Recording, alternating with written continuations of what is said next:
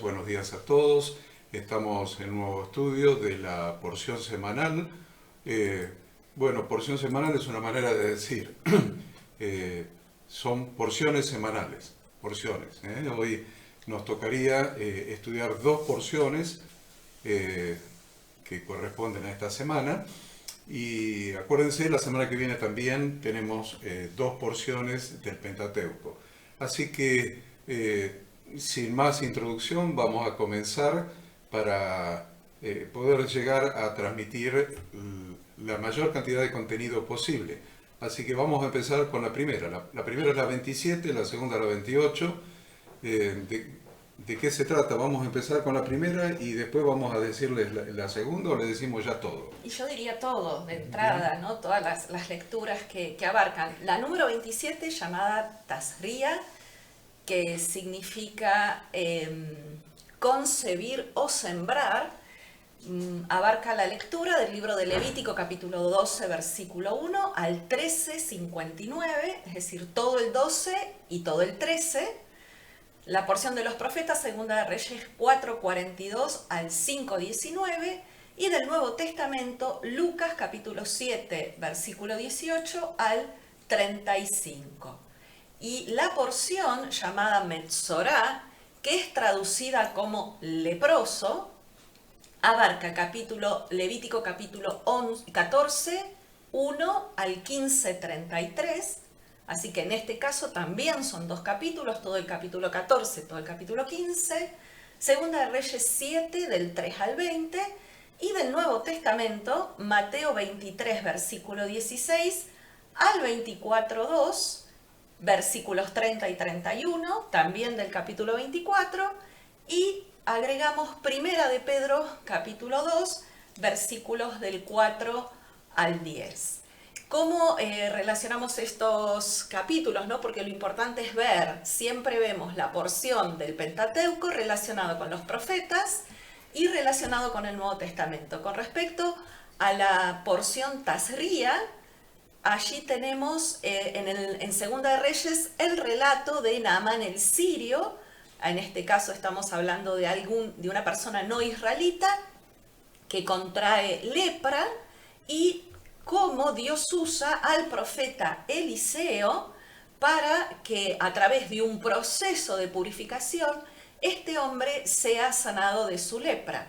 Y con respecto al libro del Nuevo Testamento de Lucas capítulo 7, allí también está relatado el episodio de los leprosos, donde Dios, mejor dicho, Jesús sana a 10 leprosos. 10 leprosos que tienen todo un simbolismo que vamos a tratar de ver después, y cómo Dios, ¿no? Logra sanarlos y liberarlos de esta enfermedad que les aquejaba. Y la verdad es que hasta ahora venimos estudiando el libro de Levítico, sumamente interesante, donde decimos siempre el tema central de Levítico es la santidad de Dios, mejor dicho, la santidad del pueblo.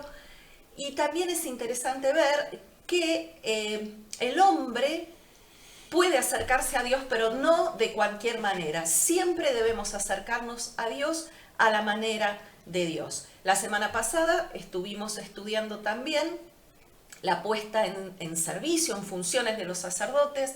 Vimos cómo Nadab y Abiú habían perecido por ofrecer fuego extraño.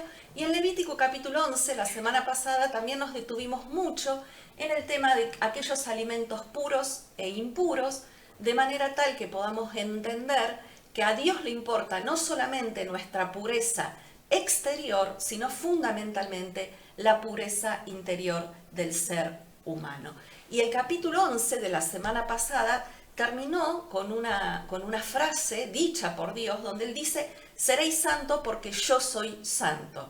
Y la verdad que la santidad de su pueblo es un requisito indispensable para Dios, porque debemos reflejar su santidad. Y algo que me gustaría agregar es que sabemos que estamos camino a Pentecostés. No dijimos al principio que hoy estamos en el primer día del mes segundo del calendario de Dios, y estamos en el día número 14 de lo que llamamos la cuenta del Homer, ¿no? Camino a celebrar la fiesta de Pentecostés. Hace poco celebramos Pascua, primicias, panes sin levadura, y algo a destacar es que en la fiesta de Pascua o Pesaj, el pueblo se liberó físicamente de la esclavitud. Es lo que celebramos, ¿no? La salida de la esclavitud de Egipto del pueblo de Israel, pero fundamentalmente celebramos el haber salido nosotros del pecado. Mientras que en la fiesta de Pentecostés o Shavuot, esta fiesta que vamos a celebrar, el pueblo se liberó espiritualmente. Y esto es algo a destacar, porque sabemos que Dios desea que nos limpiemos de toda contaminación espiritual, pero también desea que nos limpiemos de toda contaminación física. Por eso tanto hincapié en que ingresamos a nuestro cuerpo a través de los alimentos puros e impuros. Y también a través de cada fiesta, esto es algo que se repite, estas citas de Dios con su pueblo, vimos un proceso de transformación y crecimiento espiritual. Eso es lo que Dios anhela con cada uno de nosotros. Decimos, las fiestas fueron 4 de ellas, justamente estas 4 que estamos celebrando o camino a celebrar, fueron cumplidas por Yahshua, y nosotros, cada una de estas fiestas, practicamos, como decía el pastor Enzo, ensayamos, ¿no?, para el día en que definitivamente Yahshua esté de regreso, y entonces sí celebremos estas fiestas junto a él. Con respecto a la parashá de Tazria, que es Levítico capítulo 12 y todo el capítulo 13, cabe mencionar que la impureza ritual no es pecado. Siempre decimos, nuestro cuerpo es templo del Espíritu Santo, y se nos dan instrucciones acerca de los alimentos permitidos y no permitidos, y aún cómo nos contaminamos por estar en contacto con ciertos animales. Pero este capítulo, el capítulo 12 de Levítico, nos habla de la impureza ritual. En hebreo esto se lo llama tamé, dentro de los miembros de su congregación. Y vuelvo a repetir, la impureza ritual no es pecado. ¿Cuál es la voluntad de Dios? La voluntad de Dios es que la persona que está impura haga una separación temporaria, una separación temporaria de estos enfermos o de estos impuros de los demás miembros de su pueblo Israel. Ahora, ¿por qué Dios hace esto? La voluntad de Dios siempre es la restauración del apartado, la restauración del pecador. Entonces Dios establece en este proceso de purificación de aquellas personas pecadoras, en este caso de las personas impuras, esta separación de la congregación tenía por objetivo siempre que la persona pudiera realizar lo que nosotros llamamos el proceso de teshuvá, este proceso de arrepentimiento bíblico, para de esa manera volver a ser parte de la congregación de Israel. Muy sintéticamente vamos a decir que el capítulo 12 se refiere a la separación de, en este caso, de la mujer que da a luz, por un periodo de impureza. ¿Por qué? Por emisión de sangre. Sabemos que en el parto hay emisión de sangre, entonces tanto en este caso la mujer que da a luz, como también en el periodo de que la mujer está en su menstruación, eso está relacionado, está relatado en el capítulo 15, que también hoy estudiamos. La mujer era de alguna manera impura ritualmente, no podía participar de cierta comunión con el pueblo, ni tampoco acercarse al tabernáculo. No es que la mujer quedaba impura por dar a luz, esto es importante que lo aclaremos, todo lo contrario, ¿no? Dar a luz es un acto de vida, nos hace co-creadoras con Dios. Sin embargo, lo que la hace impura es esta emisión de sangre que se produce o que acompaña durante varios días posteriores al nacimiento de la criatura. ¿Y por qué es esto? Porque vez tras vez también decimos, Dios dice en su palabra, en su Torá, que en la sangre está la vida. Y esa pérdida de sangre es vida que se pierde. Y siempre decimos, Dios no es un Dios de muerte, sino un Dios de vida. Y ahí hay también una distinción de acuerdo a que la mujer haya tenido un bebé varón o una bebé mujer. En el caso del bebé varón, el tiempo total de esta impureza ritual es de 40 días, y en el caso que haya tenido una bebé mujer va a ser 80 días. También en el capítulo 12 se habla muy claramente del séptimo día, en caso del hijo varón, donde se simboliza el octavo día un nuevo comienzo, y esto es símbolo de introducir al hijo varón a través de la circuncisión en el pacto de Dios con Abraham, a través de este símbolo de la circuncisión, esa identidad que Dios había establecido con Abraham. Bien, luego también Dios da instrucciones para el rito de purificación del impuro y habla de una serie de ofrendas a presentar para este proceso de purificación. Estas ofrendas también van a ir de la mano de la posición económica que cada persona tuviera. Decíamos la semana pasada, lo vemos a través de todo el sistema de sacrificios, que Dios siempre tiene en cuenta a todas las personas, aún a los más pobres. Por eso podemos ver, en el caso de María y de José, que ellos, en su situación económica no tan fructífera, fueron también capaces de llevar una ofrenda al templo. Eso está relatado en Lucas capítulo 2, del 22 al 24, que dice: cuando se cumplieron los días de la purificación de ellos, conforme a la Torá de Moisés, le trajeron a Jerusalén al niño, a Yeshua, para presentarle al Señor, como está escrito en la ley del Señor: todo varón que abriere la matriz será llamado santo al Señor, para ofrecer conforme a lo que se dice en la ley del Señor, un par de tórtolas y 2 palominos. Bueno, generalmente se dice que José era un hombre rico. Eso, la tradición enseña eso. José era un hombre rico, y bueno, acá está demostrado porque en el libro de Levítico hemos visto de que había una ofrenda para el pobre, una ofrenda para el pobre que se refiere a, vemos el versículo 8, y si no tiene lo suficiente para un cordero, tomará entonces 2 tórtolas y 2 palominos, si no tuviera lo suficiente para un cordero. 2 tórtolas o 2 palominos, uno para holocausto y otro para expiación, y el sacerdote hará expiación por ella y será limpia. Y vemos cuando va José y María al templo a Jerusalén, ahí decía en Lucas 2:22, dice que cuando se cumplieron los días de purificación de ellos, conforme a la ley de Moisés, le trajeron a Jerusalén para presentarle al Señor y para ofrecer conforme a lo que se dice en la ley del Señor, un par de tórtolas o 2 palominos.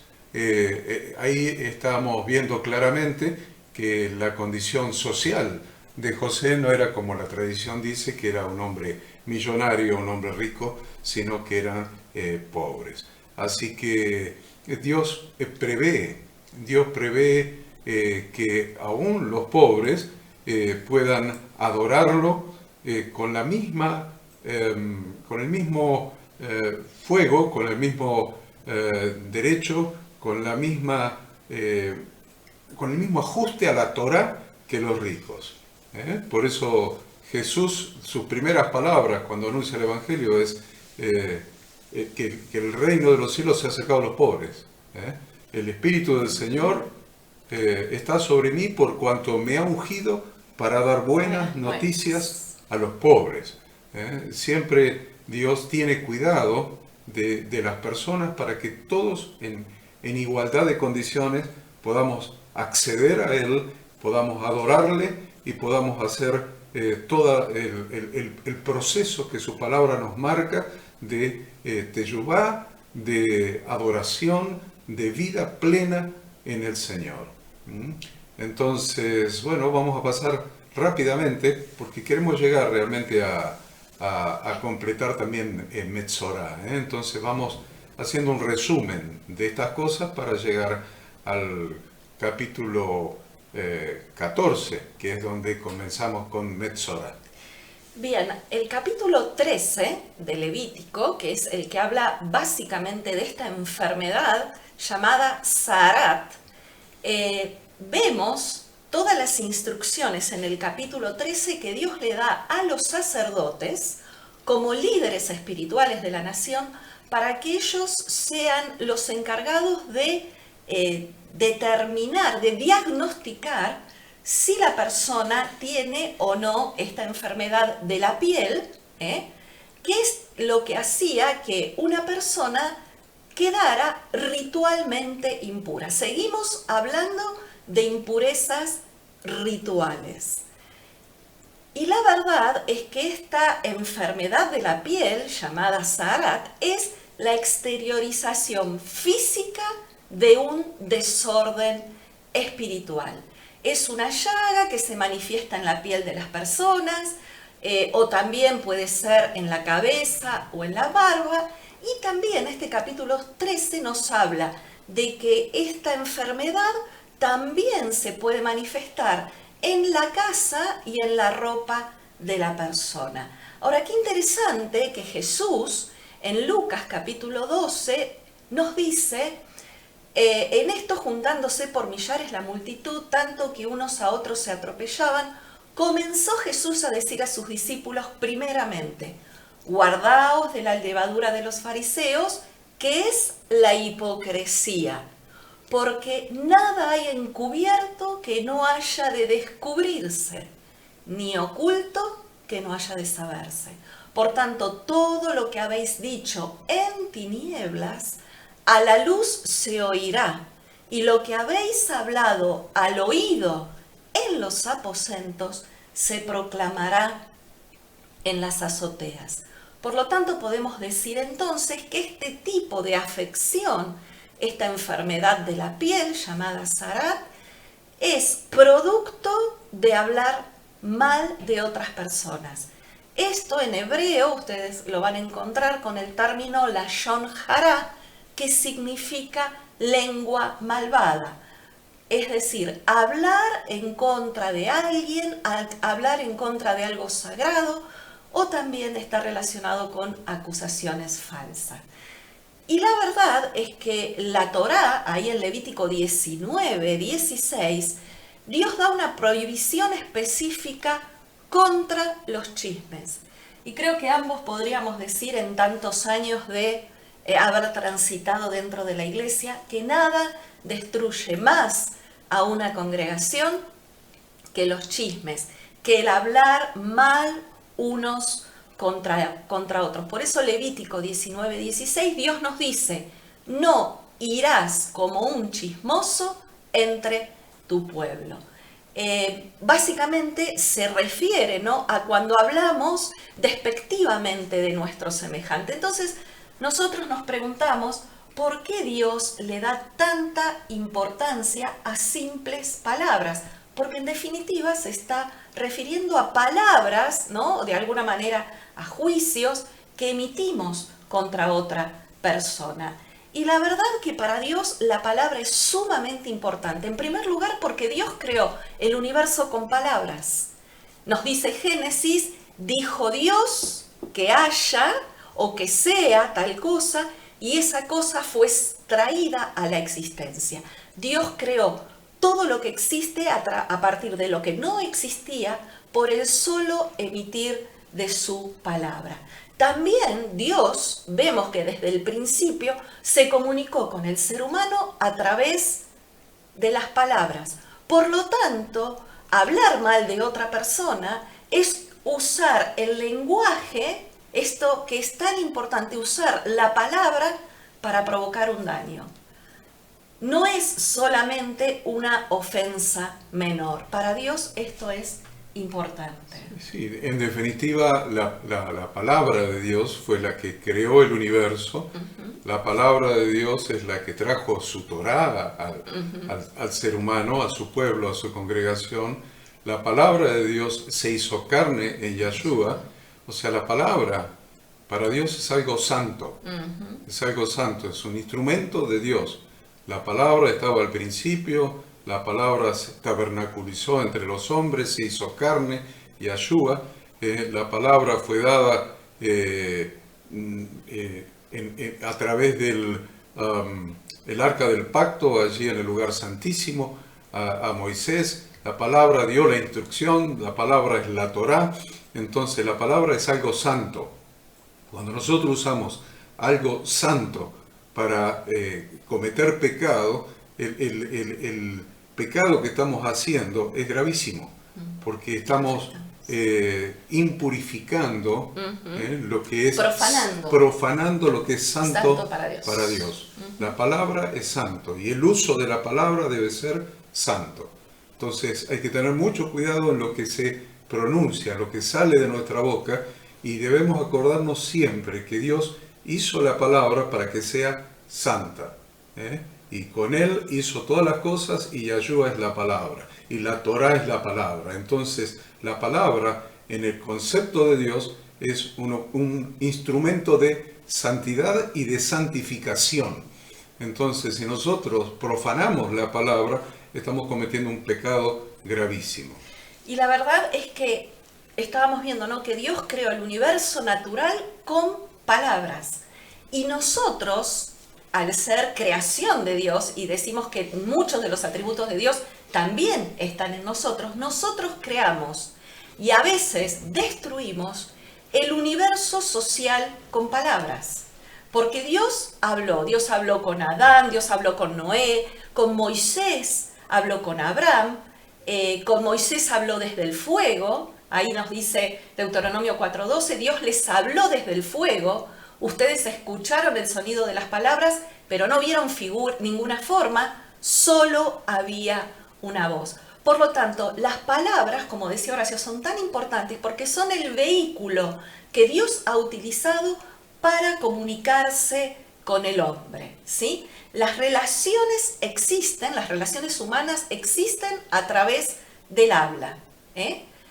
Justamente hablar, esto que nos hace también diferentes al resto de la creación, que nos hace diferentes sobre todo de los animales, la posibilidad de comunicarnos con otro, es lo que nos permite comunicar nuestros miedos, nuestras esperanzas, nuestros amores, nuestros planes, cómo nos sentimos, cuáles son nuestras intenciones. El habla nos permite transmitir lo que tenemos adentro con otro ser humano, con los demás. En el Sinaí, Dios e Israel entraron en pacto ¿a través de qué? A través de la palabra. El pacto es la palabra que unió el cielo y la tierra, porque Dios habló, Dios hizo un pacto, pero el pueblo tuvo que a través de la palabra ratificar ese pacto. Y la verdad que Israel pudo sobrevivir el exilio y persecuciones y tantas cosas a lo largo de la historia, porque justamente por la palabra que ellos guardaron a través de los siglos. La Torá es la palabra de Dios. Fue la Torá la que de alguna manera los pudo sostener a ellos. El lenguaje, dijimos, es la base de la creación. El lenguaje, la palabra es la base de la revelación de Dios al hombre y también de la vida moral. ¿Y qué nos dice Proverbios 18:21? La vida y la muerte, al revés dice, la muerte y la vida están en poder de la lengua. Con la lengua podemos dar vida o podemos matar. Y también Salmo 34, 13 y 14 nos dice, quien ama la vida y desea ver muchos días buenos, que cuide su lengua del mal y sus labios de hablar mentiras.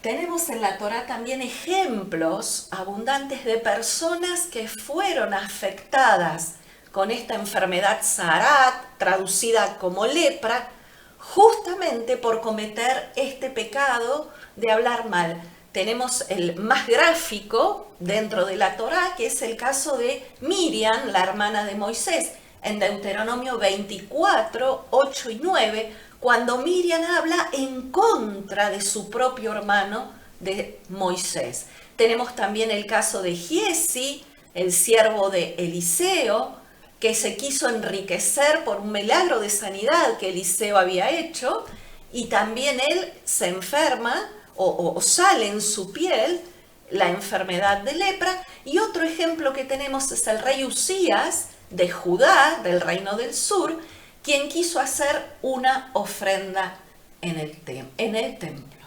Qué bueno, cuántas cosas, ¿no? Por eso el apóstol Santiago decía que gran fuego puede encender un órgano del cuerpo tan pequeño como la lengua, ¿no? Que puede encender un gran fuego. Es muy importante esta enseñanza, porque estamos haciendo la introducción. Después en la parashá que sigue vamos a ver la restauración. Exacto. La restauración, cómo poder restaurarnos de esta enfermedad que es una manifestación física de lo que está sucediendo en el corazón. Porque en definitiva la lengua va a hablar de la abundancia del corazón. Jesús decía, de la abundancia del corazón habla la boca. Decía, el hombre bueno del buen tesoro de su corazón saca lo bueno, y el hombre malo del mal tesoro de su corazón saca lo malo, porque de la abundancia del corazón habla la boca. Entonces, el problema más grave es lo que está dentro de la persona, en el corazón. Si en el corazón hay vanidad, si hay orgullo, si hay arrogancia, si hay celos, si hay vanagloria, si hay envidia, todo lo que está en el corazón se expresa a través de hablar mal del prójimo. El juzgar y el condenar al prójimo se produce porque la persona se cree superior al otro. Entonces, la persona que tiene un corazón humilde trata de restaurar al hermano, trata de reconciliar con el hermano. Siempre las palabras van a ser el ministerio de la reconciliación. Dios nos ha dado el ministerio de la reconciliación, rogándole a las personas que se reconcilien con Dios. Pero ¿cómo le vamos a rogar a las personas que se reconcilien con Dios cuando no se han reconciliado con nosotros o nosotros no nos hemos reconciliado con ellos? Entonces, fíjense qué es lo que hay en el corazón de la persona que se expresa a través del uso de la palabra, reconciliando o juzgando. Eso es muy diferente, y lo voy a poner más grave todavía, reconciliando o condenando. Entonces, todo lo que contamina al hombre es lo que sale del corazón del hombre. Eso lo dijo Jesús. No si tenemos las manos sin lavar ritualmente, no sin lavar, no llenas de barro, sino se refería a lavar ritualmente cuando hablo de eso. Sin las manos lavadas ritualmente no nos contaminamos, pero lo que sacamos a través de la palabra, que tiene que ser santa, y la profanamos, entonces sí nos contaminamos. Eso es la descripción más gráfica de lo que es esta enfermedad, la Sarat, que es una expresión física, es una manifestación física, es una somatización física de lo que hay en el corazón de la persona.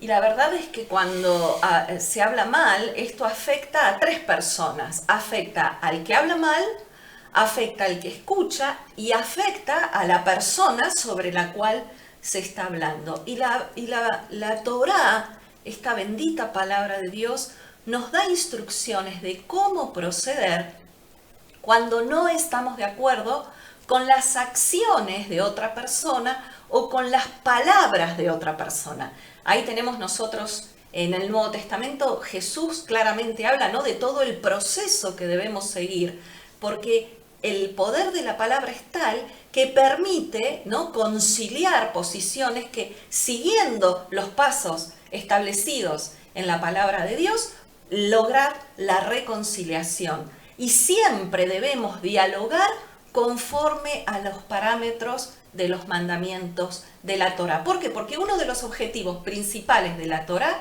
es enseñarnos a servir a Dios. ¿De qué manera? Amando al prójimo incondicionalmente, aunque nuestro prójimo no sea perfecto según nuestro parecer. Generalmente, esto que decía Horacio, este hablar mal del otro va de la mano del orgullo, de creerme yo superior. Yo me creo superior, me creo mejor que el otro, y eso de alguna manera en mi mente, en mi interior, me da el derecho de hablar mal de otra persona. Pero Dios, que sabe que somos imperfectos, nos cita semanalmente a esta fiesta que hoy estamos guardando, que es la fiesta del Shabbat, ¿no?, esta cita del Shabbat. Pero la verdad es que todas las citas de Dios, año tras año, vez tras vez, ¿con qué objetivo? Con el objetivo de hacer introspección, de mirarnos para adentro, de mejorar y de evolucionar.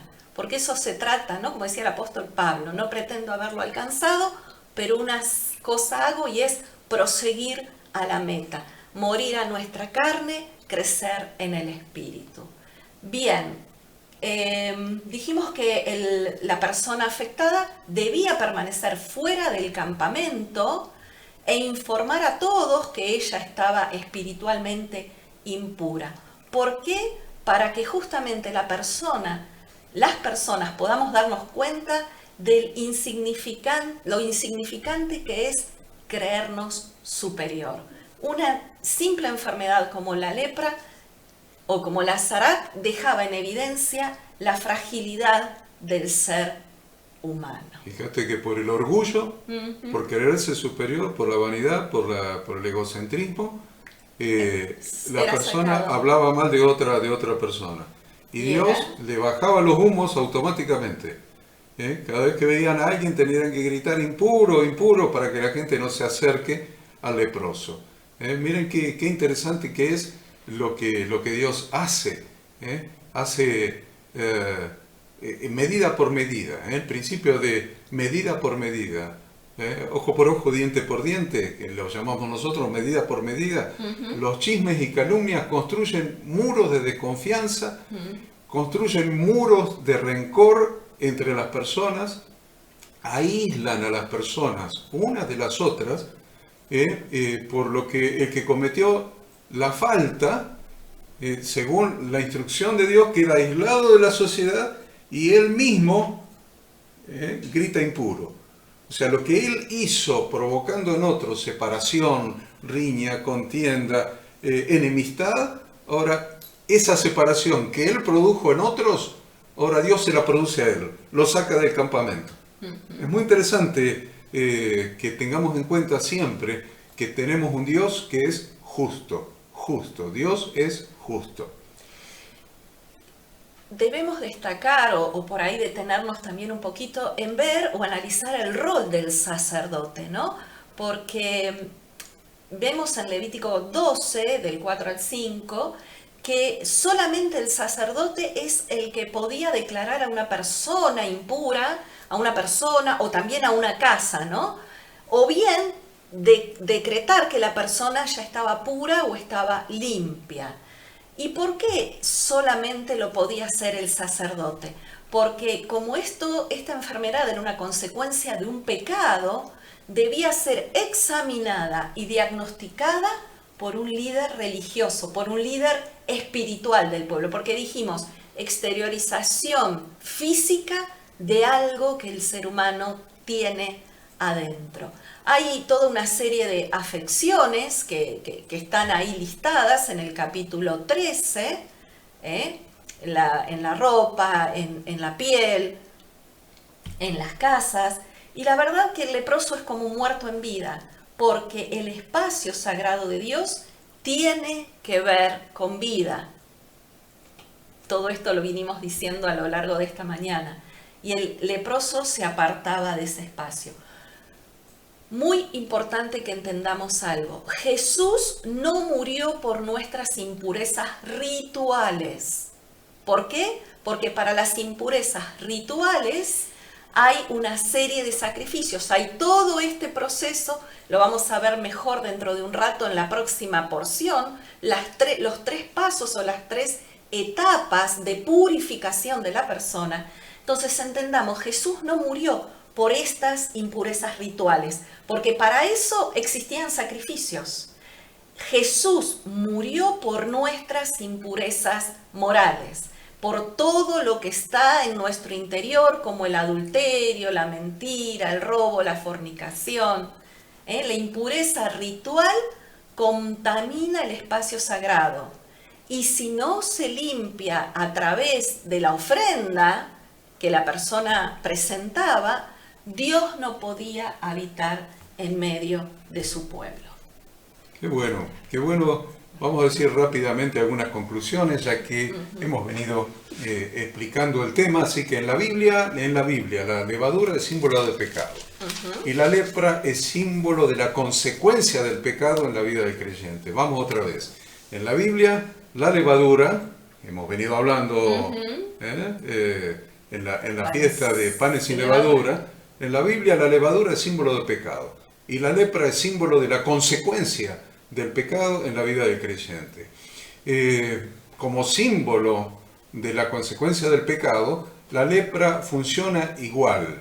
Comienza con una llaga que se va extendiendo. ¿Vieron la consecuencia del pecado? Una llaga que se va extendiendo. Es como la levadura que leuda toda la masa. Un poco de levadura leuda toda la masa, dice Gálatas 5:9. Y la enfermedad debía ser diagnosticada, dijo Ada, por alguien que esté espiritualmente bien. Por una autoridad espiritual. El sacerdote, aparte, arriesgaba su vida al observar y al diagnosticar al infectado. Se podía contagiar. Todos los impuros tienen la potencial posibilidad de volverse puros. Por eso decimos que no es la lepra que hoy se conoce como enfermedad.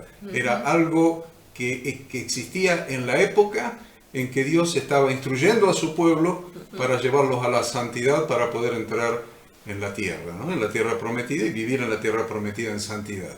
Entonces, ese tipo de lepra tenía la posibilidad de curarse, y lo vamos a ver en la Parashá Metzorá, que es la que sigue, en la potencial posibilidad de volverse puros.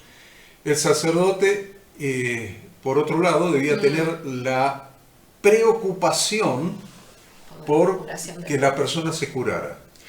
Y esto es importante porque para todos aquellos que son pastores o tienen alguna posición de liderazgo sobre otras personas, habla de la responsabilidad del sacerdote, no solamente de diagnosticar, no solamente de acompañar el proceso de purificación, sino que en el corazón, ¿no?, del sacerdote debía estar preocupado realmente porque la persona se cure. Esa enfermedad del alma, esa enfermedad del espíritu, debía ser sanada. Debe ser nuestro deseo, no que gente vaya quedando por el camino.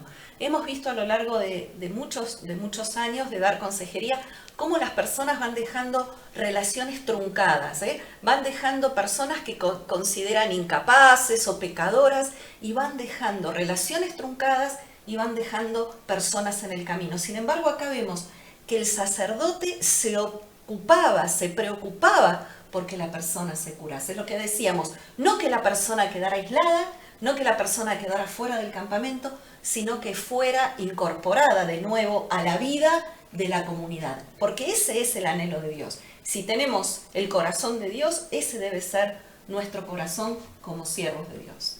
Y eso lo está materializado en Jesús, en Yahshua.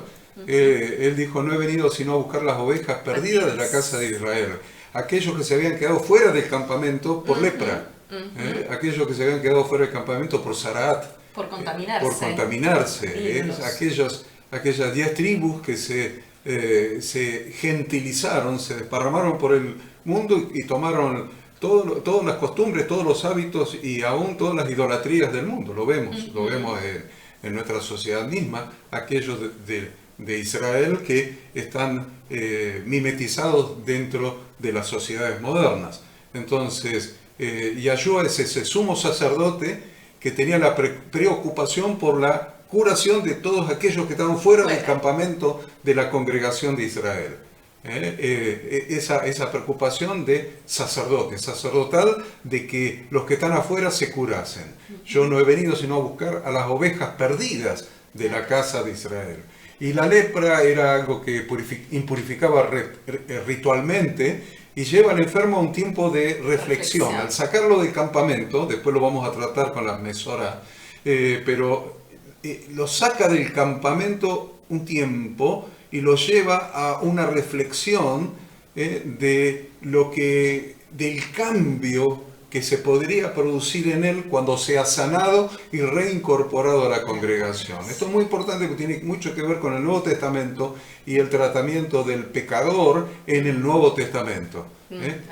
Se lo saca, pero para producir en él una carencia, que él se dé cuenta lo triste, lo duro, lo difícil que es estar fuera de la congregación y anhele volver a la casa del Padre como el hijo pródigo. Entonces ese tiempo de reflexión lo lleva a pensar, a evaluar los errores, a llevarlo a una verdadera teshuvá y a pensar cuando regrese, esta va a ser mi nueva actitud cuando sea sanado. En relación con los otros, pero también en relación consigo mismo. Dios no quiere la muerte del impío. Dios no quiere la muerte del impío. Dice en Ezequiel capítulo 33, vivo yo, dice Yahweh el Señor, que no quiero la muerte del impío, sino que se vuelva el impío de su camino y que viva. Volveos de vuestros malos caminos, ¿por qué moriréis, oh casa de Israel? Y el profeta Isaías también habla de esto, de la limpieza de la lepra del pecado a través de un verdadero arrepentimiento bíblico, lo que llamamos teshuvá. En el capítulo 1 de Isaías, versículo 16, dice, lavaos y limpiaos, quitad la iniquidad de vuestras obras de delante de mis ojos, dejad de hacer lo malo y aprended a hacer el bien. Miren el proceso que está sucediendo en el corazón de aquel que es sacado fuera del campamento, separado de la congregación de Yahweh. Limpiaos, lavaos y limpiaos, quitad la iniquidad de vuestras obras de delante de mis ojos, dejad de hacer lo malo, aprended a hacer el bien, buscad el juicio, restituid al agraviado, haced justicia al huérfano, amparad a la viuda. Venid luego, dice Yahweh, y estemos a cuenta. Si vuestros pecados fueren como la grana, como la nieve serán emblanquecidos. Si fueren como rojos, como el carmesí, vendrán a ser como blanca lana. Entonces, ¿qué es lo que debe hacer en esa reflexión el enfermo? Debe buscar el origen de esa enfermedad, eso que se ha manifestado, se ha exteriorizado, buscar el origen para apartarse del pecado que lo generó, para sacar la levadura que generó la zarat. La consecuencia del pecado, hemos visto que se extiende, dijo Ada, a la ropa y también a las paredes de la casa, a la casa. Y la casa, cuando entendamos esto, cuando se refiere a casa, es la casa propia y la casa de Dios. Nuestra propia familia y la familia de la fe. Es decir, a la congregación toda. En todos los casos, la aparición de la lepra como consecuencia del pecado existía y existe en nuestros días. la posibilidad de que la enfermedad se extienda, también existe en nuestros días porque el pecado se extiende. Empieza como la levadura, pero después leuda toda la masa. El leproso, o sea, el pecador, que no se sana luego del diagnóstico sacerdotal y del periodo de aislación, debe ser apartado del campamento, o sea, primero un periodo de encierro y luego ser apartado del campamento, es decir, fuera de la congregación. Jesucristo, cuando cargó nuestros pecados, se hizo como un leproso, sufriendo la consecuencia de cargar sobre sí mismo nuestros pecados, y le vamos a dar la cita ahora en la parashá que siga, que la parashá Metzorá, sí, que Ada, vos nos habías dicho lo que incluía, pero sí, vamos directamente a la parashá Metzorá porque el tiempo sigue pasando, a ver las leyes, la ley del Metzorá. El Metzorá es el leproso, las leyes del leproso, las leyes del Metzorá. ¿Cómo es el asunto? Bueno, estas leyes que están relatadas a partir del capítulo 14, o sea, venían en el capítulo 13 y ahora en el capítulo 14, Dios va a dar las instrucciones a los sacerdotes para explicar cuál era el proceso de purificación que debía pasar la persona enferma para volver a ser parte de la congregación. La finalidad, lo volvemos a decir, de estar fuera del campamento, da siempre la oportunidad de reflexionar sobre sus faltas, hacer teshuvá, arrepentimiento bíblico, y luego volver a ingresar a la comunidad. Apenas se produce el cambio en la mente y en el corazón de la persona a través de la reflexión y del arrepentimiento, Dios, que lo hizo padecer esa enfermedad, le quitará el estigma de su degradación y podrá empezar el proceso de retorno al camino del cual se había desviado. Capítulo 14, no sé si leerlo, yo creo que no leamos, pero ustedes tienen ahí en la Biblia en su adelante suyo, vean, vamos a tratar el párrafo del versículo 1 hasta el 9. Al 9. Versículo 1 al 9. El versículo, miren, noten el versículo 2, que dice: esta será la ley para el leproso cuando se limpiare. Ya pasamos el proceso del diagnóstico, el aislamiento, y ahora quedó limpio, ya está limpio. Bueno, esta será la ley para el leproso cuando se limpiare. Todo el procedimiento estudiado en la parashá anterior tiene como propósito que el Metzorá, que el leproso se limpie. Ese es el propósito. No es condenar, no es aislar, no es que se muera afuera. No es descartar. No es descartar, no es se lo merece, entonces que se muera. No. El propósito es que el Metzorá, el leproso, se limpie e ingrese nuevamente en el campamento. Es decir, que ingrese nuevamente en la congregación de Yahweh Dios. Entonces, hemos visto ya en la parashá anterior que con la palabra que sale de nuestra boca, mal utilizada, podemos hacer mucho daño a otras personas y podemos contaminar todo el cuerpo de Cristo, toda la congregación, principalmente en lo que se refiere a causar división. La Biblia es muy clara, inclusive en el Nuevo Testamento, en cuanto a causar división en la iglesia. Ahí en Romanos capítulo 16 dice: mas os ruego, hermanos, que os fijéis en los que causan divisiones y tropiezos en contra de la doctrina que vosotros habéis aprendido. Hoy estamos en una época donde la doctrina es manoseada y le cambian el nombre, que este nombre sí, que aquel otro nombre no, que esto, aquello sí, que lo que dice el Antiguo Testamento sí, que no, que Jesús crucificó la ley en el madero, etcétera. Os ruego, hermanos, que os fijéis en los que causan divisiones y tropiezos en contra de la doctrina que vosotros habéis aprendido y que os apartéis de ellos. Ahí está. Porque tales personas no sirven a nuestro Señor Jesucristo, sino a sus propios vientres, y con suaves palabras y lisonjas engañan los corazones de los ingenuos. En 1 Corintios 1 también. Os ruego, pues, hermanos, por el nombre de nuestro Señor Jesucristo, que habléis todos una misma cosa, y que no haya entre vosotros divisiones. ¿Ven que está hablando de hablar? Habléis todos una misma cosa y que no haya entre vosotros divisiones, sino que estéis perfectamente unidos en una misma mente y en un mismo parecer. Pues las palabras salen de adentro. ¿Ven? Ahí está clarísimo. Porque he sido informado acerca de vosotros, hermanos míos, por los de Cloé, que hay entre vosotros peleas, contiendas. Es muy Por eso interesante. decíamos que el mundo de las relaciones humanas se destruye, se puede crear o destruir por medio de la palabra. Y hay un montón, pero un montón de textos, no los vamos a citar a todos. Pero sí el hay de otro Tito. más, sí, el de Tito es muy importante. El de Tito 3, 10 y 11, y hay Sí. más versículos, pero título 10 y 11 habla claramente del procedimiento del Metzorá, sacarlo del campamento. Miren cómo el Antiguo Testamento queda clarísimo en el Nuevo Testamento. Todos los principios y los mandamientos y los procedimientos del Nuevo Testamento, desde Mateo hasta Apocalipsis, todos salen ¿De la Torá? del Pentateuco. Todos salen del Pentateuco, de la ley de Dios. Dice Tito 3, 10 y 11, al hombre que cause divisiones, después de una y otra amonestación, deséchalo, sabiendo que el tal se ha pervertido y peca y está condenado por su propio juicio. Entonces, a ver, este proceso de sanidad de este pecado tan destructivo, hay 2 o 3 aspectos que no podemos obviar de ese proceso. El primer aspecto, o la primera instrucción que recibimos de parte de Dios, primera, segunda y tercera, 3 le vamos a dar, a ver.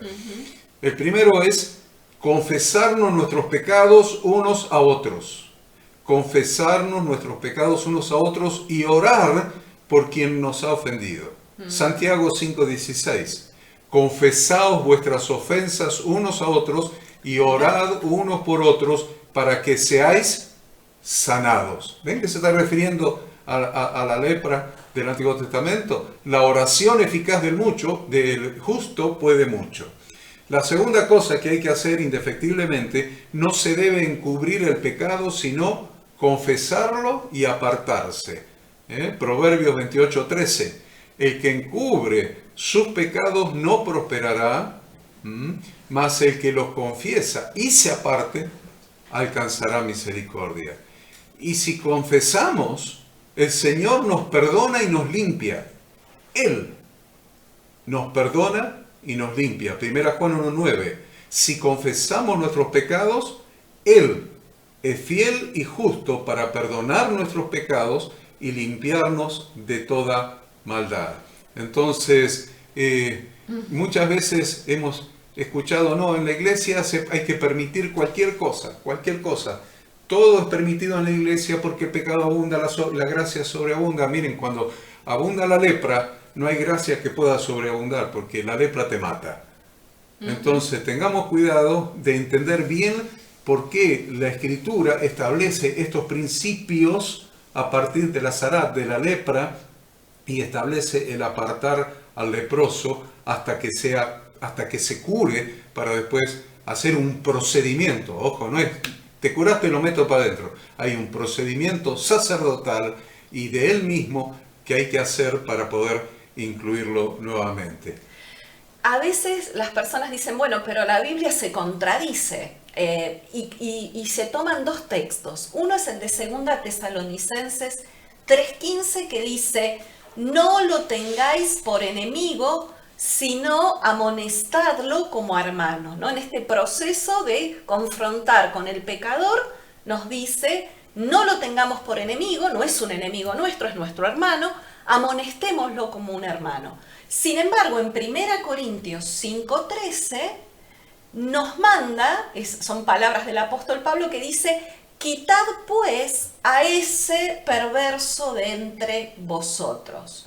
Esto enseña claramente que las medidas disciplinarias deben aplicarse con justicia y sin ningún tipo de precipitación, en forma proporcional a la magnitud de la falta. Por eso el sacerdote, por eso la persona más crecida espiritualmente, ¿no? Porque él iba a dar el diagnóstico Correcto, iba a poder establecer la magnitud de la falta que cometió. Y en base a la magnitud de la falta iba a ser este proceso de disciplina. A veces, o no a veces, muchas veces, la disciplina ha sido muy mal manejada y muy mal entendida dentro de la congregación de Dios. Siempre el propósito de la disciplina es doble. Por un lado, proteger al cuerpo de Cristo, pero por otro lado, la disciplina tiene por objetivo ministrar al hermano caído. Y lo repito, dos objetivos tiene la disciplina: proteger al cuerpo, pero también restaurar, ministrar al hermano caído. ¿Cuándo se produce esto? Por un enfrentamiento personal, como decíamos hoy, pensamos distinto, vemos distinto, me creo más que vos, una falsa doctrina, una vida desordenada en el hermano, una actitud que ha tenido que engendra conflictos, una conducta inmoral. El hermano que cayó en pecado rompió su comunión con el cuerpo y esto ha provocado una herida que debe ser sanada. La iglesia tiene que hacer todo cuanto esté a su alcance para restaurar al hermano caído. Y si no lo consigue, si seguimos todos los procesos y todos los pasos establecidos en la palabra, la persona que está en pecado se cierra y no quiere cambiar, entonces va a haber que reconocer que existe una ruptura de la comunión, hay una imposibilidad de restablecerla porque la persona no quiere, se niega. Entonces, claramente la palabra nos dice la separación del culpable. Ahora bien, esta separación puede ser temporaria, no es que tampoco sea definitiva. ¿Por qué? Porque esta separación no descarta la posibilidad de una futura restauración si se produce un genuino arrepentimiento en la persona.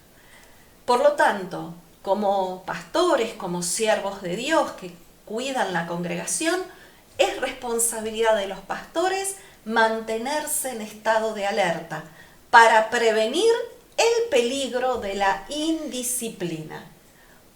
La Biblia nos dice en Efesios 4:3 que debemos permanecer solícitos en guardar la unidad del Espíritu en el vínculo de la paz. Y bueno, y después muchas veces hemos visto en este proceso de restauración que muchas personas tratan de hacer esta restauración sin seguir el proceso establecido por la palabra de Dios. Entonces, ¿qué se hace? Se usan recursos psicoterapéuticos o recursos científicos que pueden ser útiles de alguna manera, pero en definitiva son estériles. ¿Por qué? Porque no se ajustan a la disciplina del cuerpo de Cristo. Si prescindimos de la Escritura, si no seguimos los pasos por Dios establecidos, por más esfuerzo humano, aplicando psicología, por más buena voluntad que tengamos, por más que querramos consolar al pecador, lo cierto es que si no seguimos los pasos indicados, eso va a ser estéril. El método humano es un acto de compasión o un gesto de amistad, pero es inútil para restaurar la comunión con el Señor y con la congregación. A este tipo de disciplina la llamamos disciplina en la carne. Pero la iglesia no practica la disciplina en la carne. No debería. La iglesia que practica, debe practicar la disciplina del Espíritu. Y la iglesia que realmente practica la disciplina del Espíritu debe creer, y esto es lo complicado, firmemente en la suficiencia de la palabra de Dios, de las Escrituras, para ministrar a los miembros indisciplinados. Porque toda Escritura es inspirada por Dios. ¿Y útil para qué? Para enseñar, para redarguir, o sea, para convencer, para enseñar, para convencer, para corregir, para instruir para una nueva vida, instruir en la justicia, o sea, en el cumplimiento de la Torá, a fin de que el hombre de Dios sea perfecto, enteramente preparados para toda buena obra. Entonces, el primer paso de este ministerio es hacer que el hermano caído, que está viendo en su caída los signos de las manifestaciones de la lepra, físicamente está viendo en su caído las manifestaciones de la lepra, pero que reconozca el pecado que cometió. La levadura que fue la que lo llevó a esa manifestación de que la masa se infló. La levadura, el pecado, que lo llevó a que esa masa se haya acrecentado, se haya inflado. Bueno, por eso hace un ratito decíamos que uno de los pasos es no tapar el pecado, sino reconocerlo. Obviamente Dios nos conoce y sabe que nos cuesta mucho reconocer el pecado, ¿no? Siempre tratamos de echarle la culpa a las circunstancias, a otras personas, queremos cubrir nuestra actitud o justificar nuestra actitud. Por eso la palabra nos dice, si confesás, Dios es fiel y justo para perdonar nuestros pecados y limpiarnos de toda maldad. Y en eso creo que también nos tenemos que centrar en estos días, camino a Shavuot o a Pentecostés, ¿no? Decíamos, esta llenura del Espíritu Santo que se produjo en Pentecostés, es esa llenura que estamos buscando en este caminar de estos 50 días, limpiándonos para que justamente sea ese Espíritu Santo el que después nos dé la capacidad de reconocer nuestros pecados y de apartarnos de ellos. Si el Pentecostés es la llenura del Espíritu Santo. Así como dio esa oportunidad a Dios en el monte Sinaí, en el primer Pentecostés que tuvo después de haber salido de Egipto, pasar el Mar Rojo, a los 50 días llegaron al pie del monte Sinaí, a los 48 llegaron, después se prepararon y en el día 50 Dios les hace el pacto de bodas, entonces, y su presencia los quiso llenar, solamente que ellos no quisieron. Eso se cumple en Hechos capítulo 2 y realmente es una utopía, es una ilusión, es una falacia, es un error gravísimo pensar que Dios va a habitar donde no hay santidad, donde hay pecado. Entonces vamos a ser llenos del Espíritu Santo el día de Pentecostés, ese domingo en que recordamos el día en que descendió el Espíritu Santo y llenó a todos aquellos 120 o más que estaban allí. Realmente es una falacia pensar que el Espíritu Santo nos va a llenar si todavía hay levadura en nuestro interior, si está el pecado. Y si está el pecado y encima estamos leprosos, tenemos zarat, manifestaciones del pecado. Porque una cosa es que esté el pecado y otra cosa es que el pecado se haya leudado de tal manera que haya manifestaciones del pecado. Entonces, no aprovechemos, como dice Ada, estos 50 días desde el día de primicias hasta el día de Pentecostés, aprovechemos estos 50 días para seguir sacando levadura de adentro nuestro, seguir examinando y sacando pecado para santificarnos, porque Dios dice, sed santo, porque yo soy santo. Y Él va a habitar en un ambiente de santidad, sin impureza, ni impureza ritual, ni impureza del pecado, ni ningún tipo de impureza. Entonces, en todos los procesos de disciplina que haya dentro de la congregación de Dios, es importante orar. Es importante e indispensable la oración. Todos lo sabemos, pero no siempre lo tenemos en cuenta. Porque orando evitamos el peligro de caer en la disciplina carnal. Ya hemos dicho carnal o espiritual. Orando suprimimos, ¿no?, o suavizamos las filosas aristas de los más difíciles procesos disciplinarios, que a veces hiere más que soluciona. Son difíciles. Orando se sanan las heridas que se hayan producido y se calman los dolores de la congregación.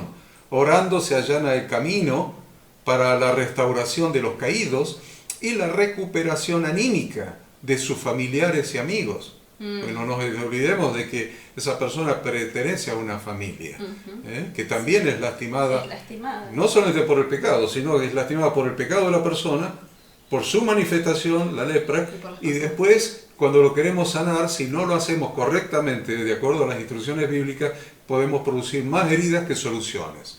Entonces, orando mantenemos la disciplina del ejército de Cristo en esta hora crucial en que estamos esperando su retorno.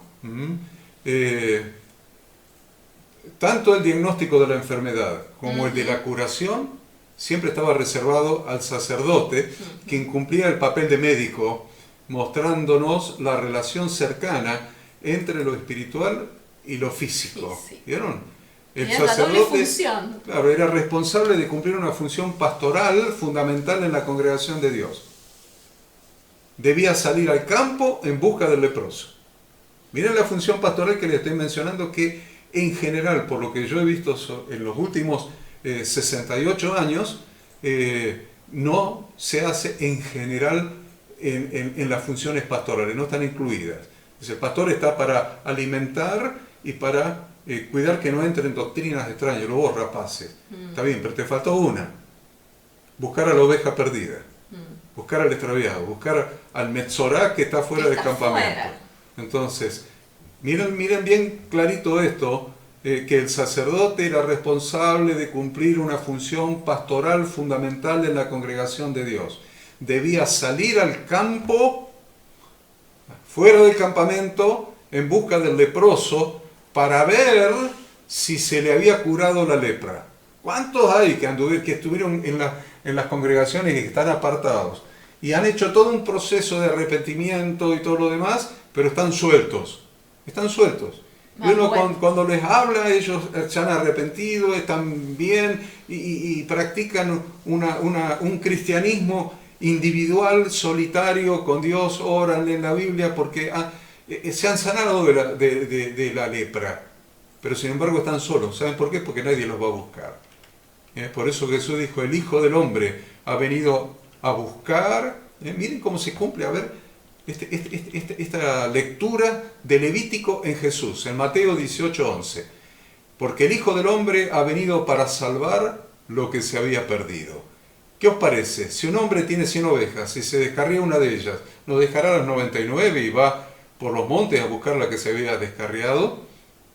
Y después Jesús dice, los que están sanos, acuérdense en Lucas, los que están sanos no tienen necesidad de médicos sino los enfermos. Los enfermos o los enfermos de lepra. No he venido a llamar a justos, sino a pecadores al arrepentimiento. Es importante también ir a buscar al leproso que está fuera del campamento. Entonces, al estar leproso apartado de la comunidad y no poder él ir a los sacerdotes, porque estaba apartado de la congregación, estaba afuera, él no podía ir a los sacerdotes. Entonces, ¿qué es lo lógico? Si él no puede ir a los sacerdotes, que los sacerdotes vayan a él. Por eso, tomando este modelo, Santiago 5:14 dice que cuando alguien está enfermo, dice, ¿está alguno enfermo entre vosotros? ¿Está alguno enfermo entre vosotros? Llame a los ancianos de la iglesia y oren por él, ungiéndole con aceite en el nombre del Señor. Miren el modelo, como todo está sacado del Pentateuco, de las instrucciones de Dios, de la ley de Dios. No podía entrar, entonces que vayan los ancianos a él a buscarlo, a sanarlo, a declararlo sano. Entonces, esto también nos muestra que cuando Dios, por medio de su gracia, ha traído de nuevo al arrepentimiento a quienes estaban afuera de la comunión por pecado, hay que recibirlos de nuevo. ¿De qué manera? Con ternura, con gozo, con amor sincero. Y este texto es muy fuerte, miren, 2 Corintios, le voy a dar bien los versículos, 2 Corintios 2, del 5 al 8.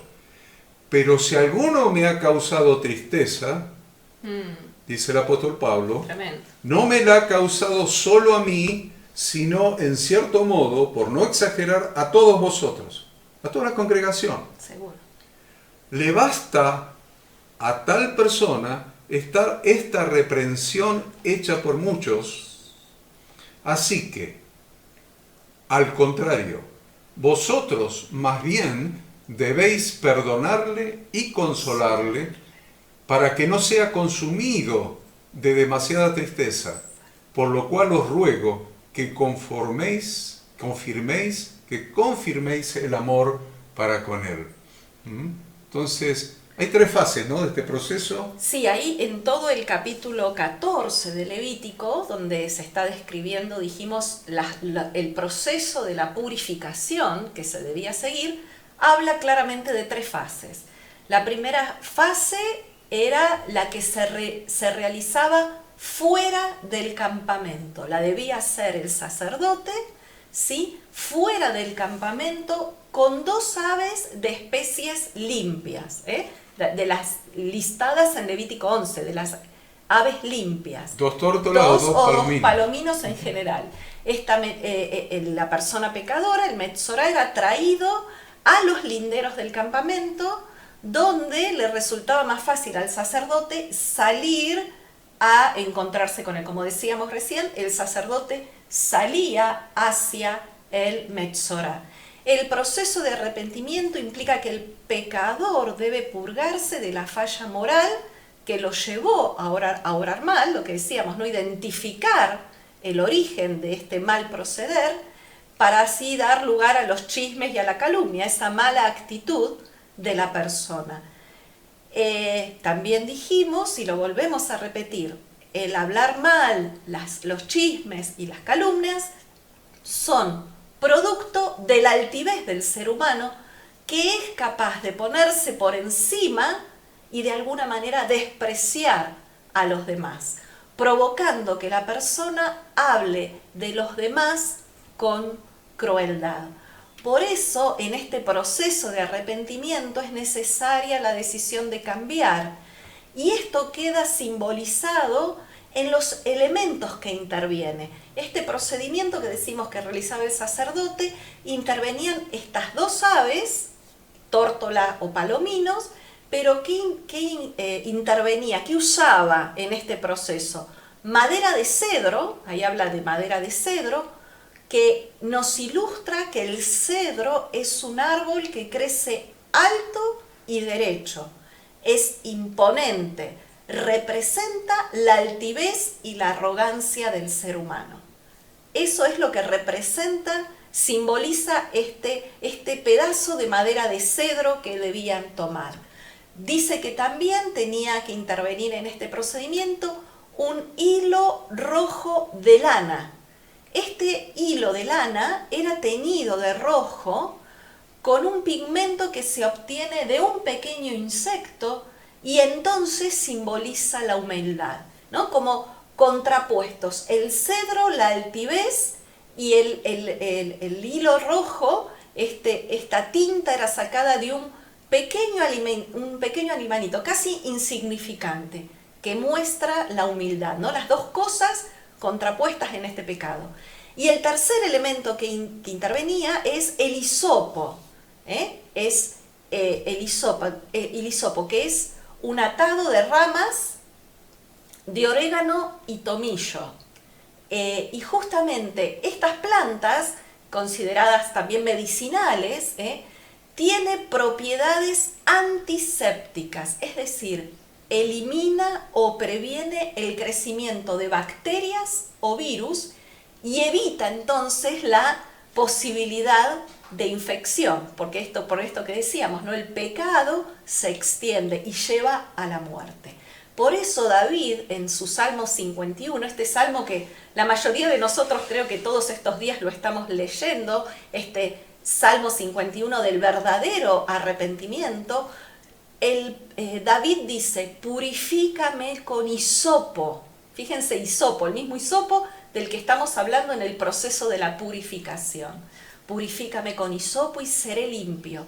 Lávame y seré más blanco que la nieve. Entonces, luego en el procedimiento que sigue describiendo en el versículo 5 y 6, dice que el sacerdote degollaba una de las 2 aves, de manera que la sangre caía en el recipiente que contiene agua fresca de manantial. A ver, te lo leo.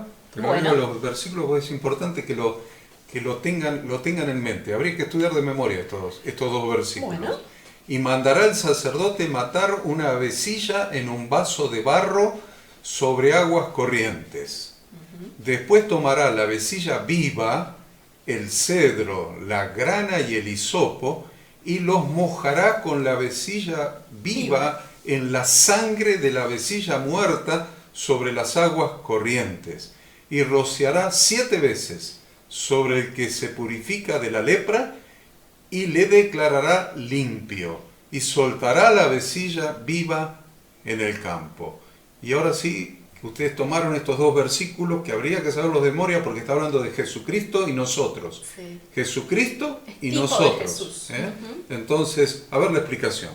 Bueno, una de las 2 aves era degollada por el sacerdote de tal manera que esa sangre caía en el recipiente que contenía agua fresca de manantial. La madera de cedro y el hisopo se ataban con el hilo rojo. Esto junto con el ave viva se sumergían en esta mezcla de agua y sangre. Este preparado de agua y sangre se rociaba 7 veces sobre la persona que se purificaba de la lepra. El ave viva, a su vez, nos dice que debía ser suelta a campo abierto. Decíamos que esto es símbolo, y Yahshua representa las avecillas sacrificadas para esta limpieza ritual. La sangre de Yahshua, de Jesucristo, nos limpia, pero solo la suya es la válida, es la suficiente, es la efectiva. ¿Por qué? Porque Jesús es el Cordero de Dios que quita el pecado del mundo. En ningún otro hay salvación. Qué interesante que debía ser sumergida en agua y sangre. ¿Qué salió del costado de Jesús El día que murió. el día que el soldado romano atravesó su costado con una lanza? Sangre y agua. Agua y sangre. Agua y sangre. En él se cumple la purificación de nuestra lepra. De nuestra lepra. La sangre de la vecilla es figura de la sangre de Cristo. Y las aguas corrientes, tipo de la obra regeneradora del Espíritu Santo, aplicando. Dice, y la obra del Espíritu Santo. ¿Haciendo qué? ¿Cuál es la obra del Espíritu Santo? Aplicando en nuestra mente y en nuestro corazón la Torá, que es la fuente de aguas vivas. Es muy importante esto, que lo entendamos, ¿no?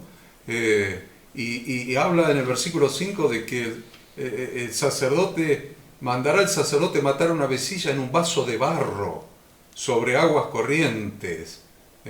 Y la verdad que es lo que hizo el sumo sacerdote en la época de Jesús. Pidió la muerte de Jesucristo. Y mandará el sacerdote matar, dice el 5. No matará. Porque hay mucha discusión en ese sentido, pero no vamos a entrar para no entrar en conflictos.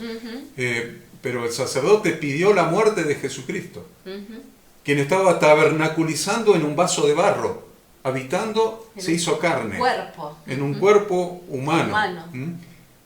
Como dice Filipenses, siendo en forma de Dios, no estimó el ser igual a Dios como cosa que aferrarse, sino que se despojó a sí mismo, tomó forma de siervo, hecho semejante a los hombres, y estando en la condición de hombre, se humilló a sí mismo, haciéndose obediente hasta la muerte y muerte de cruz. Entonces, Jesús habitó en ese vaso de barro.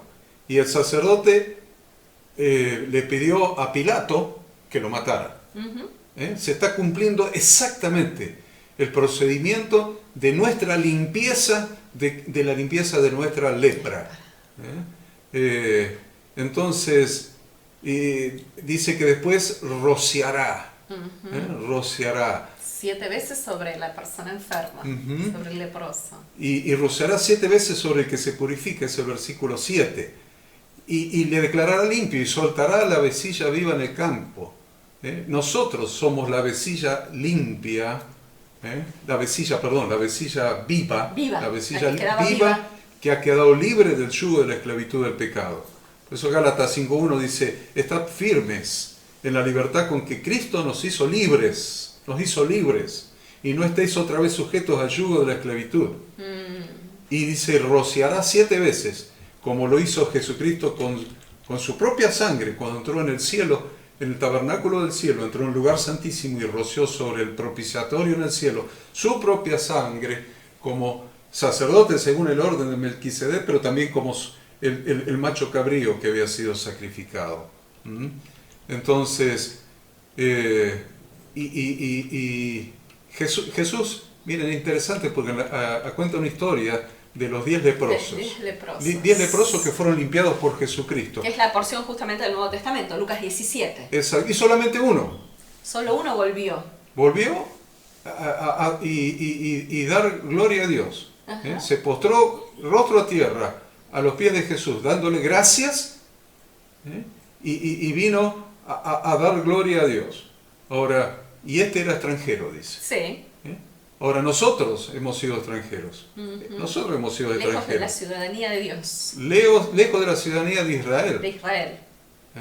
Nosotros como extranjeros hemos sido limpiados de la lepra del pecado y hoy estamos siendo invitados a dar gloria a Dios como hizo ese único extranjero que volvió porque nuestra fe nos ha salvado. Nuestra fe nos ha salvado. Lo que le dijo Jesús ahí en este Brija de allá, en esta lectura del Nuevo Testamento. Le dijo, levántate, vete, tu fe te ha salvado.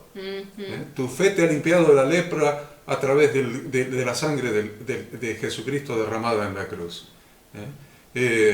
Y después ha ido todo un proceso de los versículos 8 y 9, donde... Habla de la segunda fase. La primera es esta, la que se hacía fuera del campamento, matando la avecilla y todo esto que explicamos.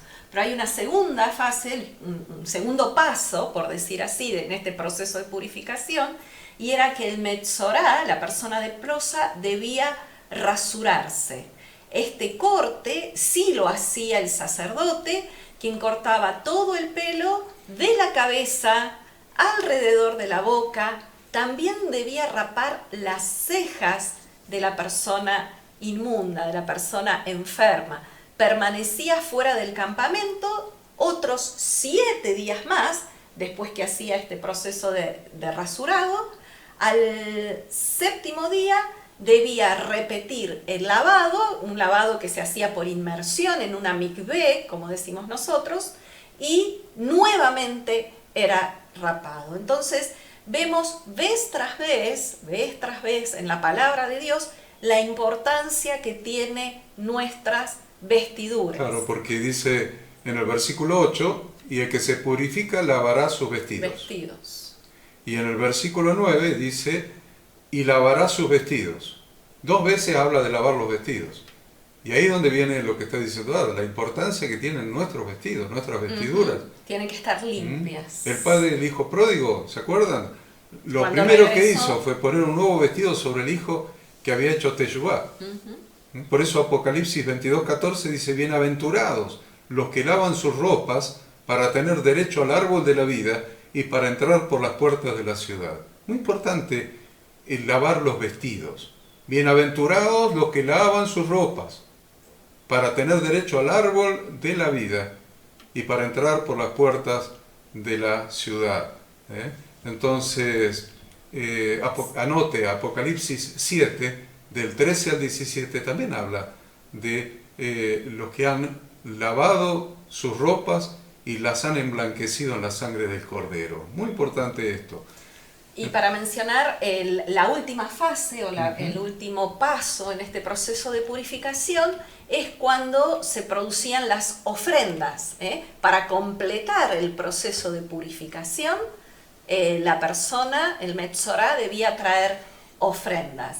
Se habla ahí del 8º día, sabemos que representa el nuevo comienzo, que es cuando entremos en la Nueva Jerusalén. Pero tal vez para ir redondeando este proceso, esta última etapa, nos dice que el sacerdote colocará sangre del sacrificio, qué interesante, en la oreja, en el pulgar de la mano y en el dedo gordo del pie, para simbolizar que de ahora en adelante el Metzorá debe perfeccionar su mente, por eso el oído,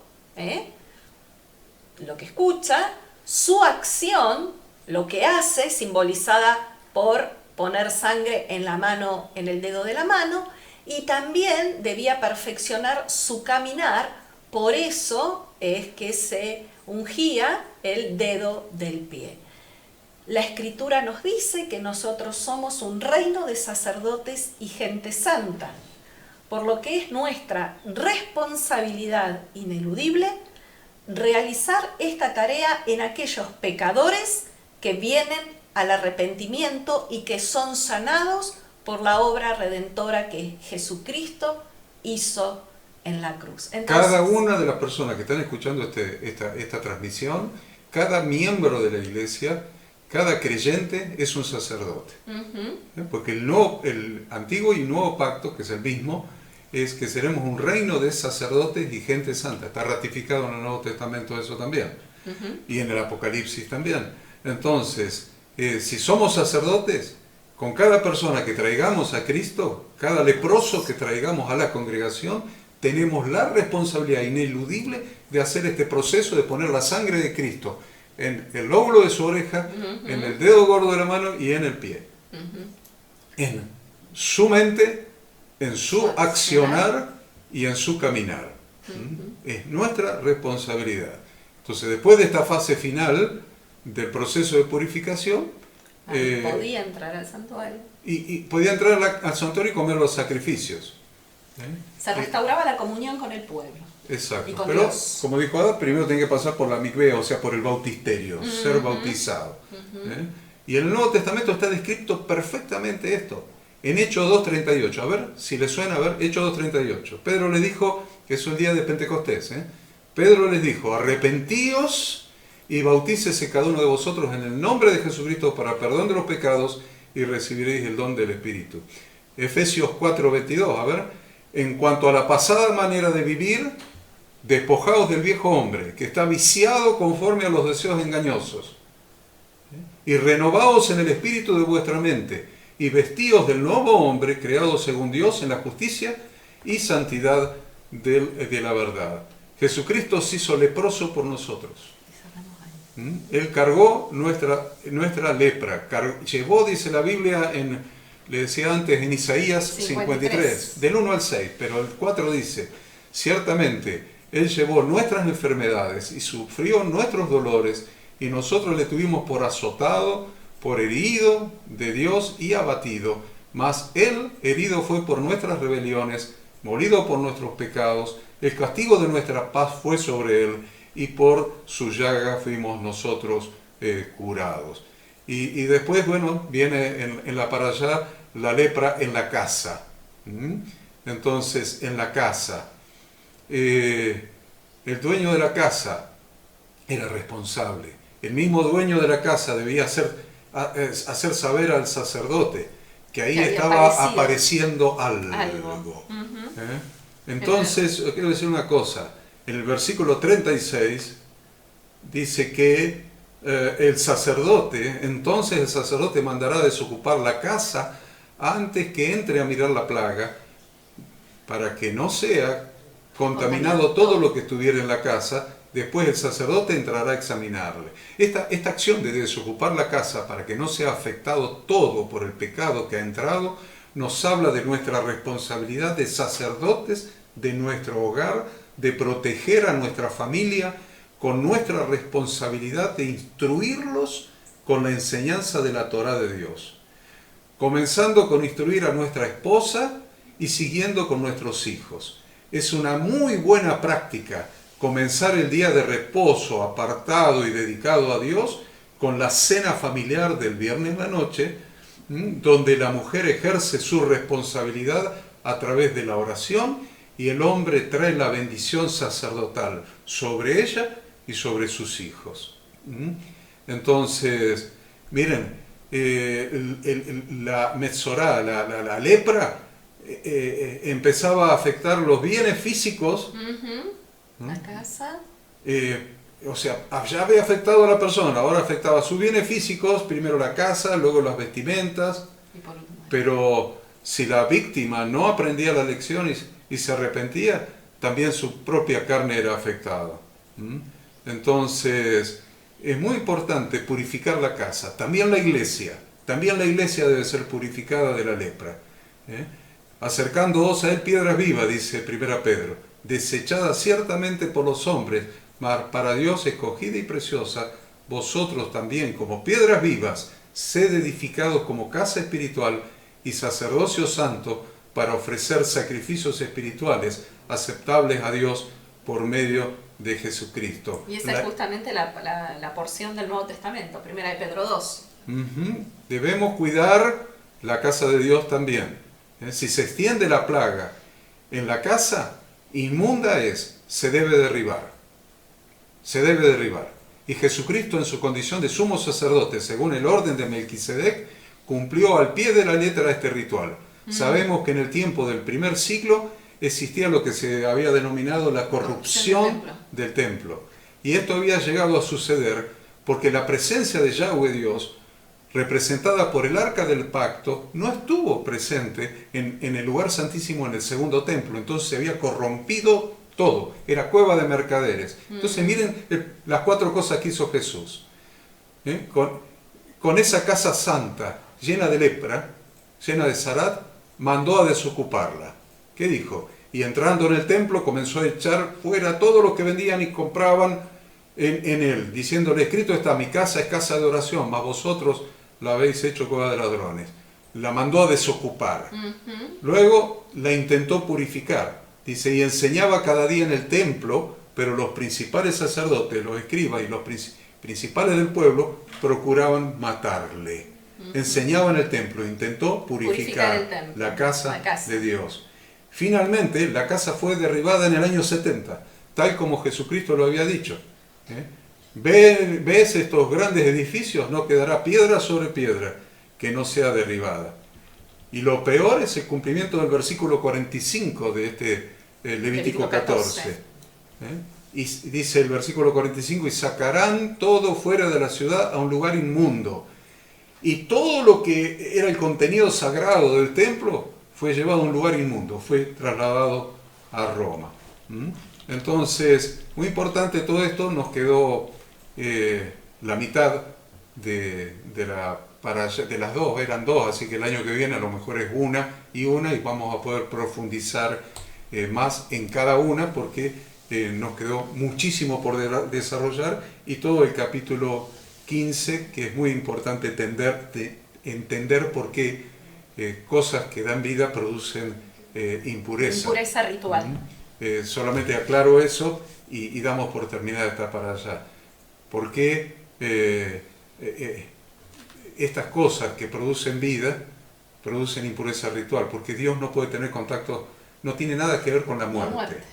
Entonces, la eyaculación produce muerte de millones de espermatozoides. Por eso hay una impureza ritual producido por eso. O la menstruación produce la muerte del óvulo, por lo cual, ven, muerte, muerte. Entonces, al haber muerte, se produce una impureza ritual. Que nos impide acercarnos a Dios. Hasta que caiga la tarde y haya una purificación. Solamente eso aclaro porque mucha gente pregunta por qué, si es algo natural, tener relaciones sexuales y eyacular, eso produce una impureza ritual. Es por la muerte de los espermatozoides. Y la menstruación es algo natural, parte de la generación de la vida. Bueno, justamente porque no se generó la vida y el óvulo murió. Miren qué importante que es entender la palabra de Dios, entender todo el Antiguo Testamento, ¿no? Entender la ley de Dios, porque todo el resto del Pentateuco sale, los profetas, los 5 libros poéticos y todo el Nuevo Testamento, todo depende del Pentateuco. Dios los bendiga, Dios los guarde, nos vemos, si Dios quiere, el próximo sábado por la mañana. Gracias por acompañarnos. Shabbat Shalom.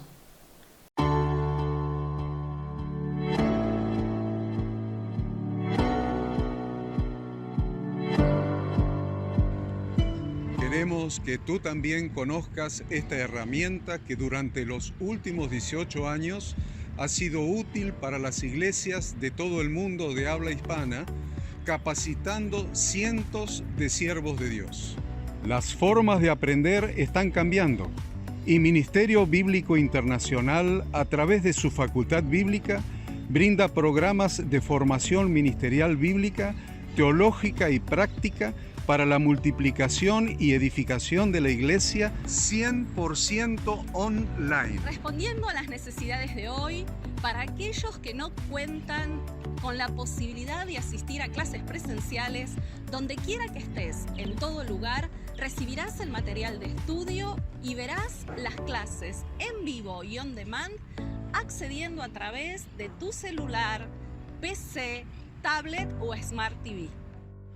Recibe tu capacitación en las siguientes carreras: diplomado en teología para maestros de grupos de evangelismo y discipulado, licenciatura en teología pastoral, diplomado en teología y práctica ministerial para pastores, líderes y servidores. Súmate a los pastores que han organizado un grupo de estudio tutorial a distancia en la congregación con estudiantes locales y de las otras iglesias de la zona. Esta es tu oportunidad como seguidor de Cristo para comenzar tus estudios y completar tus exámenes desde la comodidad de tu hogar y en los horarios que tengas disponibles. Súmate al liderazgo de este tiempo y adquiere las habilidades, herramientas y valores necesarios para impactar el mundo con la palabra de Dios y transformar la vida de aquellos que creen al Evangelio. Para más información, ingresá a facultadbiblica.com.